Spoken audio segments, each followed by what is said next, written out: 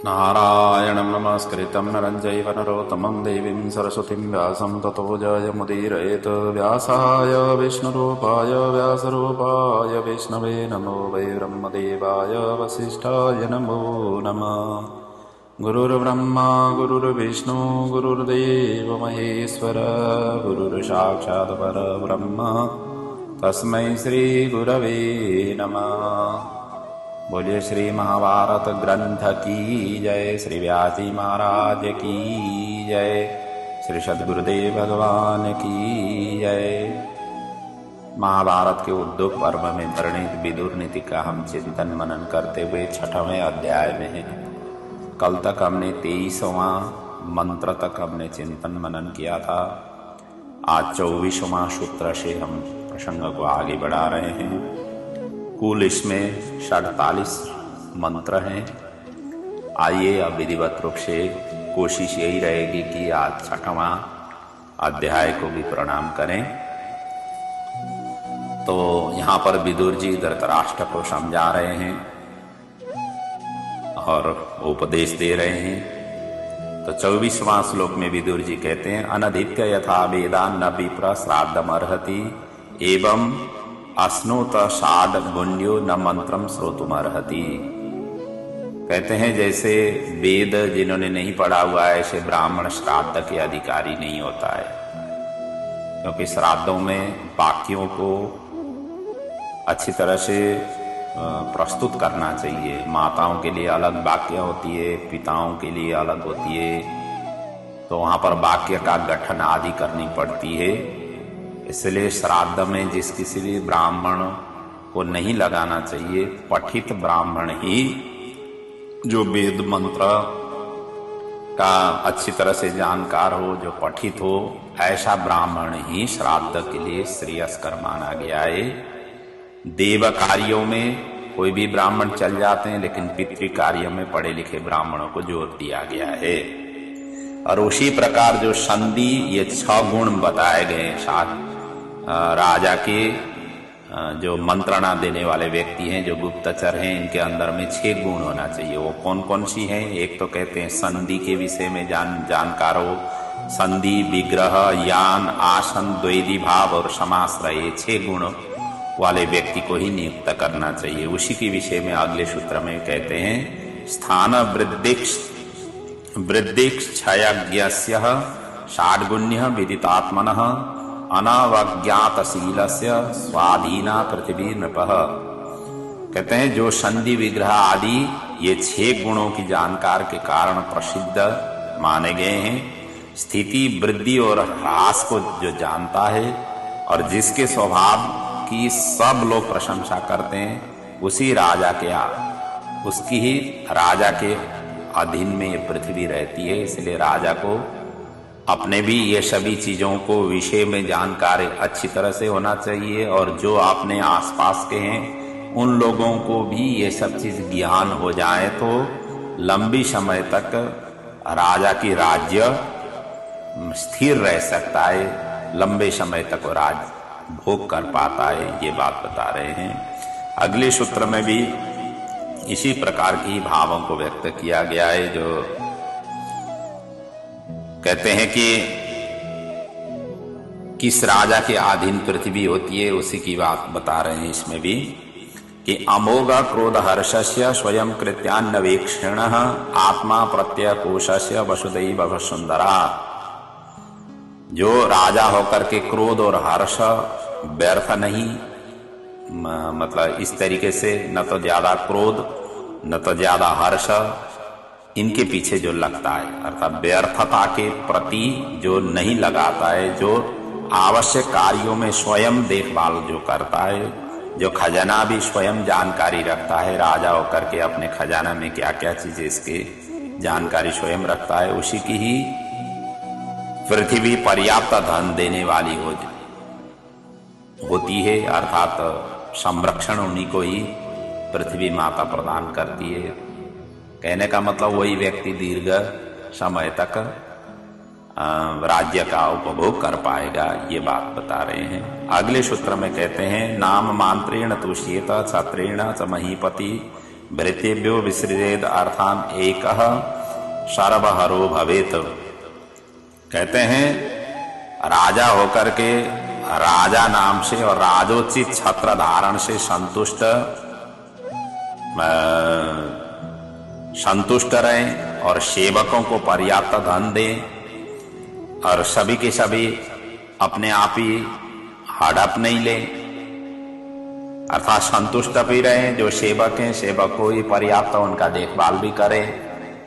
जो भी धन संपत्ति राजा के राजकोष में है उसी को व्यवस्थित ढंग से सभी के लिए जिन्होंने मेहनत करके उन सभी को समृद्ध बनाया हुआ है उनके प्रति हमेशा हमेशा अपना उसी हिसाब से उनको भी वेतन आदि दे करके संतुष्ट कराना चाहिए। यही लंबी समय तक राजा राजगद्दी में बैठ पाने का ये सूत्र है और इस प्रकार के ही व्यवहार करनी चाहिए। अगले सूत्र में कहते हैं कौन किसको जानता है वो उसके विषय में वर्णन कर रहे हैं। ब्राह्मणम ब्राह्मणो वेद भर्ता वेद स्त्रियम तथा अमात्य नृपतिर्वेद राजा राजा राजनमेव चः। कहते हैं ब्राह्मण ब्राह्मण को जानता है। कौन ब्राह्मण कितने पावर का है, एक ब्राह्मण दूसरे ब्राह्मण को जानता है, दूसरा कोई नहीं जानता है। उसी प्रकार स्त्री की स्वभाव कैसी है वो पति ही जानते हैं। पति के अलावा उसकी स्त्री कैसी है वो दूसरे को पता नहीं होता है। और मंत्री को राजा जानता है। कौन मंत्री कितना चतुर है कितना कुशल है ये राजा ही जानता है। और उसी प्रकार राजा को भी राजा ही जानता है। अगले सूत्र में कहते हैं न शत्रुर्वशमापन्नो मोक्तव्यम बध्यताम गत न्यग भूत्वा पर्युपासीत बध्यम हन्यापले सती अहताद्भि भयम तस्मा जायते न चिरादिवः। कहते हैं जो वश में अपने वश में आया हुआ शत्रु है, बद योग्य शत्रु है, जिन्होंने ऐसे निकृष्ट कर्म किया हुआ है, ऐसे शत्रुओं को तो छोड़ना नहीं चाहिए। यदि अपना बल अधिक न हो तो नम्र होकर के उसके पास में समय व्यतीत करना चाहिए। यदि बल जैसे आ जाए उसी समय उसको समूल नष्ट करना ही श्रेयस्कर है। यदि शत्रुओं को पलाया बढ़ाया ऐसे ही छोड़ दिया तो शत्रु उलट करके अपने ऊपर में चढ़ाई कर सकता है कभी भी किसी भी समय। इसलिए शत्रु को समूल नष्ट करना ही राजा का श्रेयस्कर है, ये बात बता रहे हैं। अगले सूत्र में कहते हैं दैवतेषु प्रयत्नेन राजासु ब्राह्मणेषु च नियंतव्य सदा क्रोधो वृद्ध बालातुरेषु च। कहते हैं इनके ऊपर में क्रोध नहीं करना चाहिए। अब कौन कौन सी ऊपर कहते हैं देवता के ऊपर क्रोध नहीं करना चाहिए, ब्राह्मण के ऊपर, राजा के ऊपर, वृद्ध के ऊपर, बालक के ऊपर और रोगी, इनके ऊपर में क्रोध नहीं करना चाहिए, क्रोध को रोकना चाहिए। इनके ऊपर में क्रोध करने से परिणाम उलट जा सकती है, इसलिए इनके ऊपर में क्रोध, जैसे बालक है उनको क्या क्रोध करें, रोगी के ऊपर में क्या क्रोध करें, क्या दिखाएं, स्वयं रोग से ही जूझते हुए उनके अशक्त शरीर होता है। तो इसीलिए इनके ऊपर में क्रोध करने की कोई जरूरत नहीं है, इनको रोकना चाहिए। उसी प्रकार अगले सूत्र में भी कहते हैं निरर्थम कलहम प्राज्ञो वर्जयेन मूढ़ सेवितम कीर्ति च लभते लोके न चानार्थे सुयुज्यते। कहते हैं निरर्थक कलह करना मूर्ख का काम है, जो आवश्यक ही नहीं है ऐसे क्षेत्रों में कलह करना ये मूर्ख लोग करते हैं। झगड़ा उत्पन्न कराने का कार्य मूर्ख लोग करते हैं। विद्वान लोग तो उनको झगड़ा आने ही नहीं देते हैं, आ भी गया तो उसको किस तरीके से समन करना है, विद्वान के पास में सारा कुछ खूबी होती है। इसलिए मूर्ख ही लोग इस तरीके से कार्य करते हैं। विद्वान पुरुष को तो इसको त्याग करना चाहिए। जो विद्वान सज्जन है, अपने आप को सज्जन के रूप में जो प्रतिष्ठापित हैं, ऐसे लोगों को तो ऐसे दूर रहना चाहिए। और इसी से ही लोक में यश भी मिलता है और साथ साथ में अनर्थ का सामना भी नहीं करना पड़ता है। अगले सूत्र में कहते हैं प्रसादो निष्फलो यस्य क्रोधाश्चापि निरर्थक नतम भर्तारमेक्षन्ते षण्डम पतिमिव स्त्रिय। राजा उस मतलब प्रजा उस राजा को इस तरीके से छोड़ देते हैं जैसे एक स्त्री नपुंसक पति को छोड़ देती है। और जो राजा के अंदर में जिसके प्रसन्न होने का कोई फल नहीं और जिसका क्रोध भी व्यर्थ होता है, ऐसे राजा को उस तरीके से नपुंसक पति को जैसे स्त्री छोड़ देती है उसी प्रकार से छोड़ देते हैं प्रजा। अगले सूत्र में कहते हैं न बुद्धिर धन लाभाय न जाड्य अशिमृद्धे लोक पर्याय वृत्तांतम प्राज्ञो जानाति नीतरः। कहते हैं बुद्धि से ही धन प्राप्ति होती है। जितना आप बुद्धि को प्रयोग में ले आएंगे उतना ही धन की समृद्धि रहती है। और मूर्खता दरिद्र का कारण, बुद्धि धन का कारण है और मूर्ख दरिद्र का कारण है। ऐसा कोई नियम नहीं है, क्योंकि संसार चक्र के वृत्तांत को केवल विद्वान पुरुष ही जानते हैं, दूसरे कोई नहीं लोग नहीं जानते हैं। कहने का मतलब संसार में बुद्धिमान व्यक्ति भी मूर्ख के संगत में आकर के मूर्खता को प्राप्त कर सकते हैं, मूर्ख व्यक्ति भी सज्जन की संगत में आकर के वो समृद्धि प्राप्त कर सकते हैं। इसीलिए संसार चक्र विद्वान पुरुष ही इनको संभाल करके आगे बढ़ते हैं। इसलिए विद्वान पुरुष ही जीवन में आगे बढ़ सकते हैं। बुद्धि केवल होने से ही नहीं, उसको सदुपयोग करना चाहिए, दुरुपयोग नहीं करना चाहिए। ये बातें अगले सूत्र में भी उसी प्रकार की भाव व्यक्त किया गया है। विद्याशील वयो वृद्धान बुद्धि वृद्धाम स भारत धनाभिजात वृद्धाम स नित्य मूढ़ो मन्यते। कहते हैं मूर्ख मनुष्य विद्याशील अवस्था, बुद्धि, धन और कुल में बड़े माननीय पुरुषों का सदा अनादर किया करते हैं। जो मूर्ख हैं ये सभी को अनादर करते हैं। मूर्ख तो मूर्खता का ही, क्योंकि जो जिस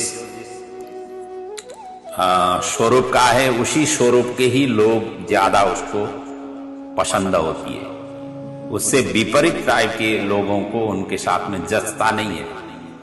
इसीलिए तो गजड़ी के पास में, शराबी के पास में ज्यादा मिलने का भी यही है। जो जैसे स्वरूप का है, जैसे स्वभाव का है, उसी प्रकार के स्वभाव स्वरूप के व्यक्ति के साथ में एक दूसरे का मिलन होता है। यही कह रहे हैं यहाँ पर। अगले सूत्र में कहते हैं अनार्य वृत्त अप्राज्ञ असूय अधार्मिकम अनर्थः क्षिप्रमायन्ति वाग्दुष्टम क्रोधनम तथा।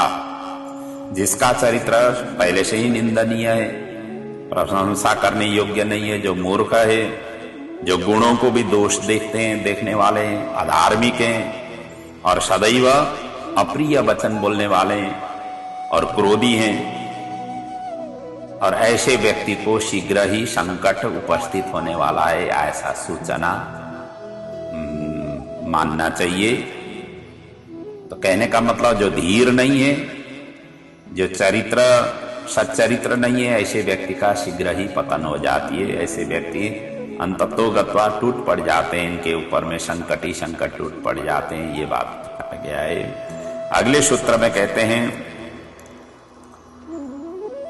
अभिसंवादनम दानम समस्यास्या व्यतिक्रमः आवर्तयन्ति भूतानि सम्यक प्राणी हिता च वाक्। कहते हैं ठगी, झूठ नहीं करना, अभिसंवादनम दानम, कहते हैं ठगी नहीं करना, दान देना, और अपने जो कहा हुआ है, जो भी वचन दिया हुआ है उसमें कायम रहना, अर्थात उसको परिपालन करना, और ये सभी के लिए हित की बात कहना, ये संपूर्ण ऐसे व्यक्ति को संपूर्ण व्यक्ति पसंद करते हैं, अर्थात वो सभी का हो जाता है। ऐसे व्यक्ति को ही सभी लायक करते हैं, प्रशंसा भी करते हैं, उनके अनुयायी भी बनते हैं। अगले सूत्र में कहते हैं धृति ने असंविवादको दक्ष कृतज्ञो मतिमान मृजु अपि संक्षीण पोषोपि लभते परिवारणम। जो कहते हैं कि किसी को भी धोखा नहीं देता हो, चतुर हो, कृतज्ञ हो, बुद्धिमान हो, सरल हो,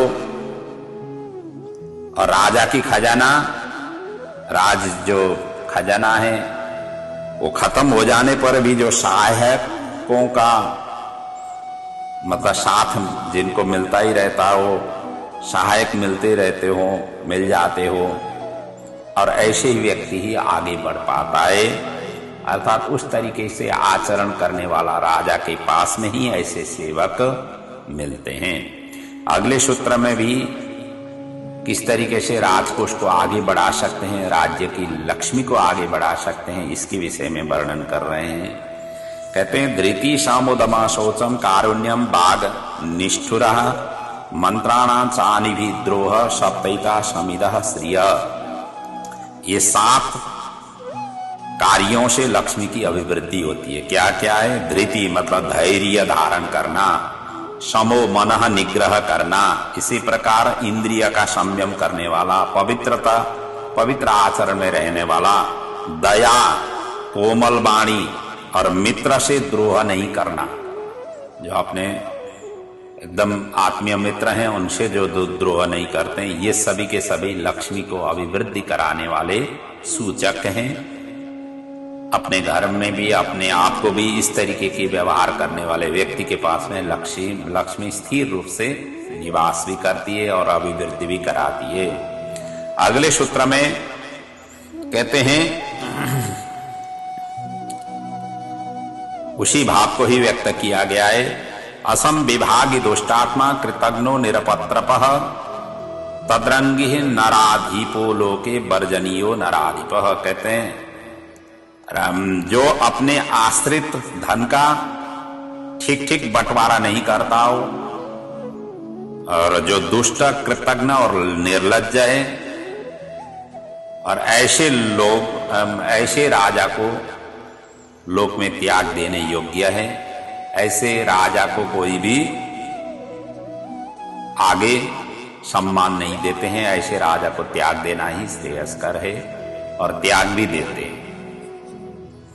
और अगले सूत्र में कहते हैं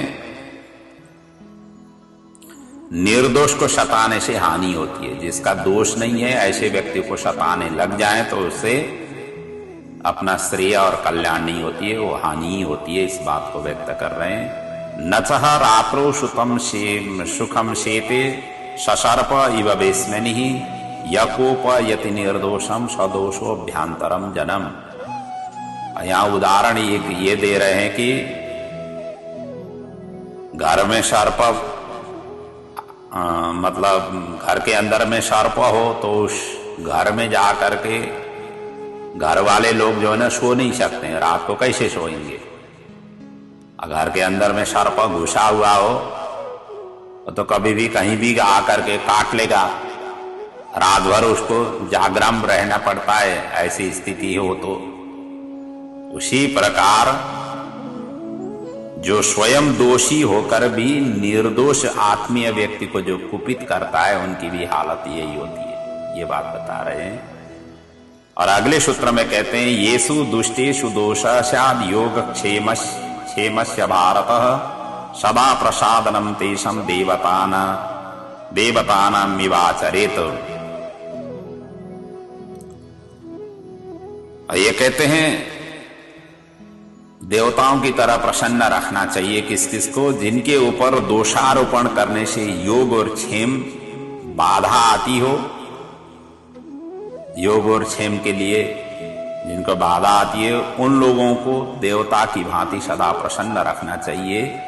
ऐसे को सम्मान देना चाहिए, तभी जाकर के कल्याण हो जाती है। ये बात इसमें व्यक्त किया गया है।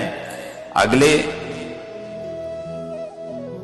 सूत्रों में कह रहे हैं कि किसके हाथ में पड़े हुए पदार्थ संशय में पड़ जाते हैं, इसके विषय में वर्णन कर रहे हैं। ये अर्थात स्त्रीषु समायुक्तः प्रमत्ता पतितेषु च ये चानार्ये समासक्ता सर्वेते संशयं गताः। जो धन आदि पदार्थ स्त्री, प्रमादी, पतित और नीच पुरुषों के हाथों में सौंप दिया जाता है, दुष्ट प्रवृत्ति के व्यक्तियों के साथ में सौंप दिया जाता है, वो हमेशा हमेशा संशय में ही पड़ जाते हैं। अर्थात ऐसे चीजों को, ऐसे चीज दुष्ट प्रवृत्ति के व्यक्तियों को हाथ में सौंपना नहीं चाहिए, जिम्मेदारी उनको देना नहीं चाहिए। जिम्मेदारी देने से व्यक्ति हमेशा हमेशा वापस मिलेगा नहीं मिलेगा ये स्थिति मानी गई है। दुष्ट व्यक्ति तो दुष्ट ही ढंग से ही कार्य करेगा, इसलिए सौंपना ही है तो सज्जनों के व्यक्ति के हाथ में ही सौंपना श्रेयस्कर है। अगले सूत्र में कहते हैं यत्र स्त्री यत्र कीतवो बाला बालो यत्रानुशासिता मज्जन्ति ते वशा राजन नद्या अस्मा प्लवहा इव। इसमें कहते हैं नदी में पत्थर की नाव पर चढ़ करके पार करने की जैसे ही स्थिति है, जिसके जहां का राजा मतलब शासन या स्त्री के हाथ में, जुआरी के हाथ में या बालकों के हाथ में, जहां का राज बागडोर मतलब दिया जाता है, अर्थात ये राज्य ये संचालन करने में असमर्थ होते हैं। कौन कौन? एक तो स्त्री, दूसरा जुआरी, क्योंकि हे धृतराष्ट्र और पांडव में जुआ की ही यहाँ पर हुई है। ये इसीलिए कह रहे हैं कि जुआरी लोग जो है ना पत्थर की नौका बना करके समुद्र मतलब नदी की पार करने की आप सोच रहे हैं, क्योंकि पत्थर तो पानी में डूब जाता है, वही हालत आपकी होगी। यही बात इसमें कहा गया है। और अगले सूत्र में कहते हैं कि कौन पंडित है और किस मनुष्य का जीवन खतरे में रहता है, इसके विषय में वर्णन कर रहे हैं। प्रयोजनेषु ये शक्तः न विशेषेषु भारतः तानाहम पंडिताम मन्ये विशेषा ही प्रसंगिनः। कहते हैं जो व्यक्ति जितना आवश्यक है उतना में ही जो काम में लगे रहते हैं, जिनकी जितना गला बड़ा है उतने ही ग्रास डालेंगे तो अपने आप गले के अंदर से उतर जाती है। यदि आपने ग्रास हाथ में तो बहुत बड़ा ले लिया और गला आपका छोटा है तो आप वो ग्रास कैसे निगल पाएंगे? वो उतर नहीं पाएगा। वही यही बात यहां पर बता रहे हैं, जितना आवश्यक है उतना ही काम में लगे रहते हैं जो विद्वान हैं, जो सज्जन हैं, जो पंडित हैं।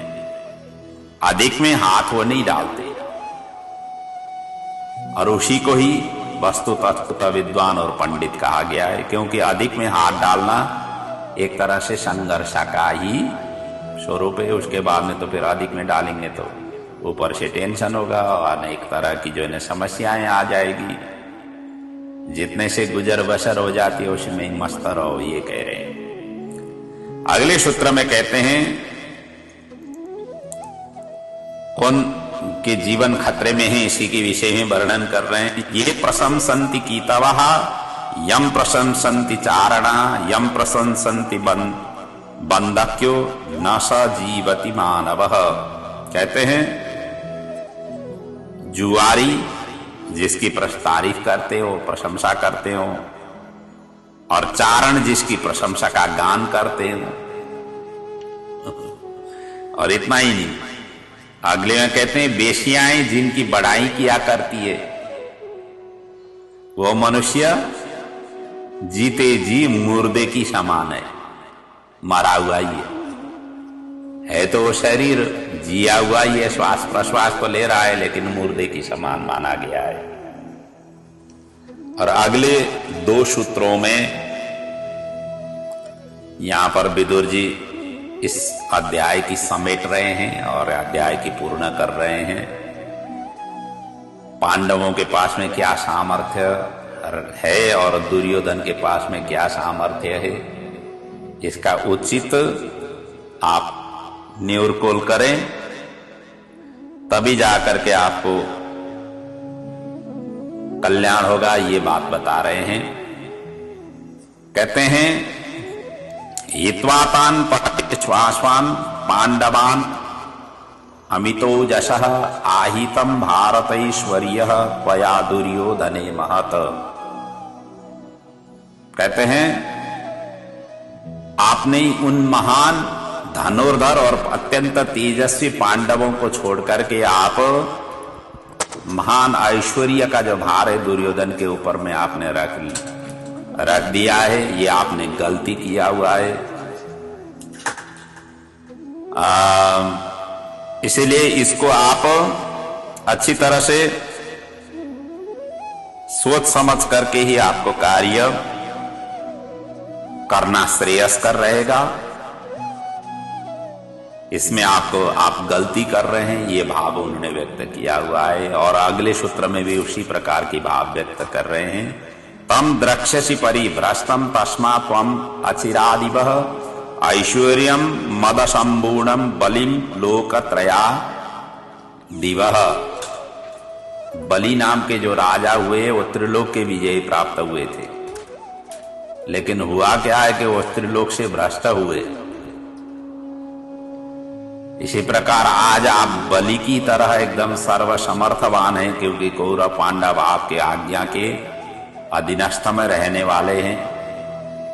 और ऐसी स्थिति में आपको इसको मजबूत बना करके आगे नहीं बढ़ा पाएंगे तो आप भी वो बलि की ही तरह आपका भी ये कुल वंश ही भ्रष्ट मुझे दिखाई दे रहा है। इसलिए अभी से ही सचेत हो जाइए। तम द्रक्ष्यसि परिभ्रष्टम, आपको मैं राज्य से भ्रष्ट होते हुए मैं देख रहा हूं।